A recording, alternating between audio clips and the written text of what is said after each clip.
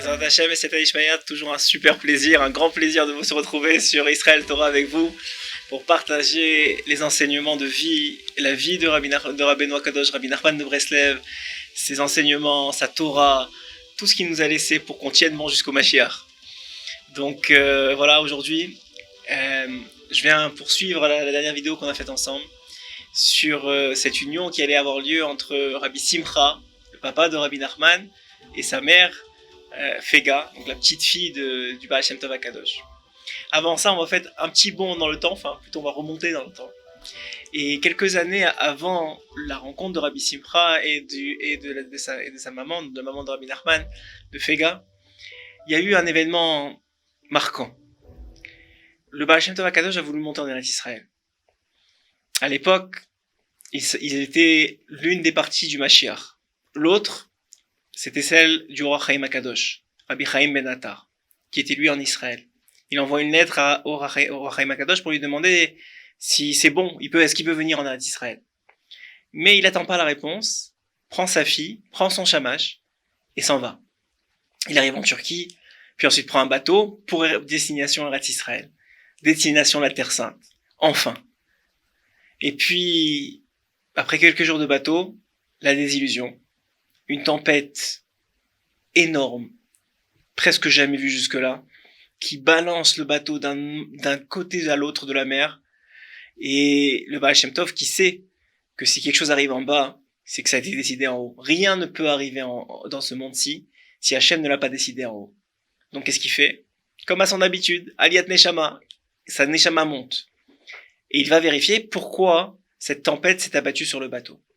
Et là, on lui dévoile que d'en haut, on lui a pas permis de monter en Eretz Israël, qu'il ne pourra pas monter en Eretz Israël. Parce que le temps du Mashiach n'est pas encore venu. Mais non seulement qu'il peut pas monter en Eretz Israël, mais il va devoir payer du fait d'être monté sans permission, entre guillemets. Et la rançon est très très très très lourde. C'est soit il jette tous les écrits de Torah qu'il a, et qu'il a dité jusqu'à maintenant, qu'il a écrit jusqu'à maintenant, qu'il a dévoilé jusqu'à maintenant dans ce monde. Et vous imaginez pour un tzaddik, qu'est-ce que ça veut dire? Soit, vous allez comprendre très vite, soit il jette sa fille à la mer, Odel. Il descend, sa fille comprend tout de suite quelque chose qui va pas. Le Baal Shem Tov est très soucieux, très inquiet. Elle va voir son papa, elle lui dit, qu'est-ce qu'il y a? Et bien sûr, le Baal Shem Tov ne cachait rien à Odel, c'était son bras droit. Il lui dit, voilà, dans le ciel, on a décidé, soit mes écrits, soit toi. Tout de suite, sans hésitation, encore une fois, on voit la grandeur des femmes, c'est extraordinaire. Elle dit, moi, sans hésitation, ta Torah, elle doit rester pour l'éternité. Si Hachem, c'est ça qu'il a décidé, c'est que c'est le temps que je parte. Ils la mettent sur le pont, font descendre le pont. Quand ses pieds touchent l'eau, elle crie vers le haut, elle dit, remontez-moi, remontez-moi. Il la remonte. Et à ce moment-là, le Baal Shem Tov comprend que, bon, c'est normal, l'inquiétude, la peur. Et là, elle lui dit, papa, ne crois pas que j'ai eu peur. J'ai pas du tout eu peur. Mais quand mes pieds ont touché l'eau, Hachem m'a envoyé une prophétie. Et j'ai vu que de moi va descendre un tzaddik qui va dévoiler des écrits de Torah qui vont non seulement compenser ce que tu vas perdre aujourd'hui, mais ajouter dessus.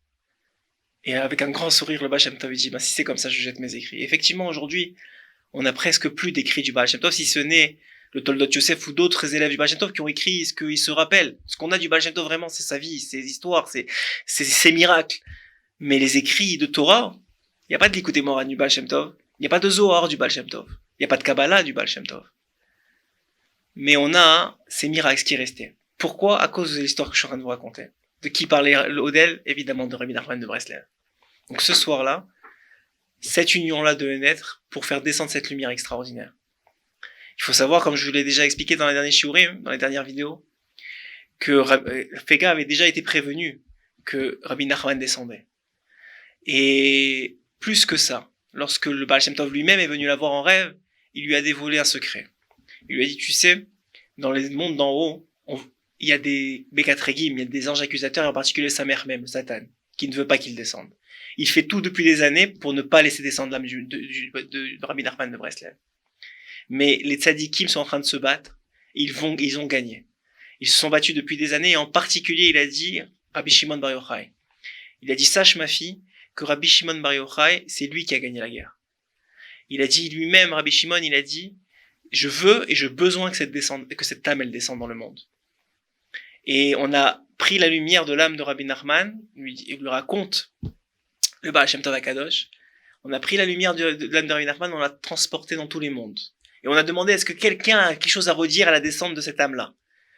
Et le Samer même s'est encore présenté. Il a dit, moi je veux pas qu'il descende. Si moi ici il descend, j'ai plus rien à faire dans ce monde. Les secrets de la Torah, les secrets de comment faire venir ma chair vont sortir. Il y a plus rien à faire ici.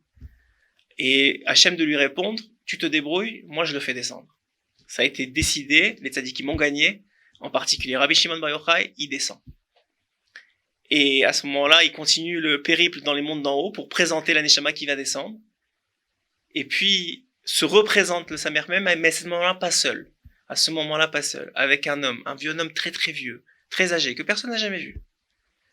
Et à ce moment-là, il dit, vous pouvez le faire descendre, j'ai ma solution. Ça me dérange pas qu'il descende maintenant. Et Rabbi Nachman, plus tard, va dévoiler qui était cet homme-là. Il va dire à ses élèves, cet homme-là, c'était l'ange de la controverse. Sachez qu'à partir de maintenant, il y aura une controverse qui n'a jamais eu lieu contre moi. De ma vie et après ma vie. Il faut savoir que Rabbi Nachman, on l'a insulté de tous les noms. On l'a dénigré comme jamais. Son élève Rabbi Nathan, on a voulu le tuer. On a tué un autre Rabbi Nathan.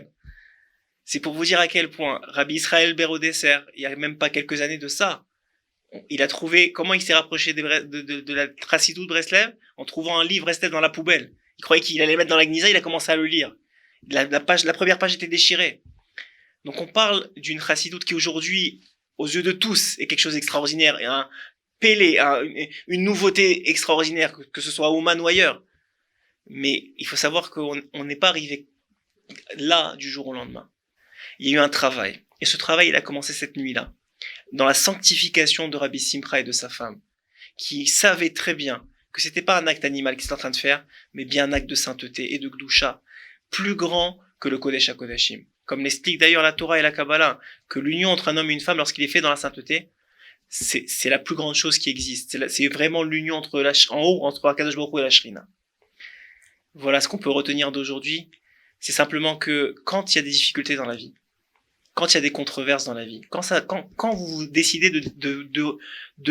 vous décidez pour vous de changer votre vie pour le bien, d'avancer dans la Gdusha, ne soyez pas étonnés qu'il y ait des freins de partout qui vont venir vouloir vous freiner. Ne soyez pas étonnés qu'il va y avoir ce qu'on appelle des rabbinatans, des minirotes, des empêchements. Les gens, ils croient que les empêchements, ça veut dire que c'est pas pour moi. Regardez Rabbi Akiva, il a perdu 24 000 élèves, qu'est-ce qu'il fait? Le lendemain, il dit quoi? La Torah, c'est pas pour moi? Non. Il reprend 5 élèves qui vont donner toute la Torah qui va rester jusqu'à aujourd'hui. Rabbi Shimon Bar Yochai, Rabbi Meir Balanes, Rabbi Yossi. Ça, c'est le secret de quelqu'un qui veut réussir dans la vie. C'est ne jamais se décourager et ne pas croire que les empêchements, les controverses, les gens qui parlent mal ou qui pensent mal sont là pour amener un message d'Hachem de dire c'est pas pour toi. Si c'est dans la Gdusha et que vous savez que c'est dans la Gdusha et que vous savez que c'est pour vous rapprocher d'Hachem, vous savez que c'est ce que Hachem y veut vraiment, alors sachez que c'est juste l'œuvre du Yetzer Hara pour vous augmenter le désir et la force que vous allez mettre pour y arriver. Comme une femme qui n'a pas d'enfant et qui prie. Au bout de 3, 4, 5 ans, lorsque cet enfant-là, il arrive au monde, vous lui dites, tu veux un autre enfant, on prend celui-là, comme Hana avec Shmuel. Élie lui dit, je peux prendre celui-là, je te donne un autre. Il dit non, celui-là c'est le fruit de mes prières, c'est le fruit de mes pleurs, c'est le fruit de mes nirotes, de mes empêchements.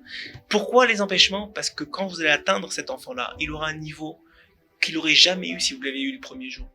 Quand vous allez atteindre le but que vous êtes fixé, après tous ces empêchements-là, le but sera beaucoup plus élevé que si vous aviez eu tout facile. Et c'est un peu ce qu'on est en train de dire ici à travers la Chassidout de Breslev. Voilà, c'était l'enseignement d'aujourd'hui. Je vous retrouve la semaine prochaine pour nos prochaines aventures.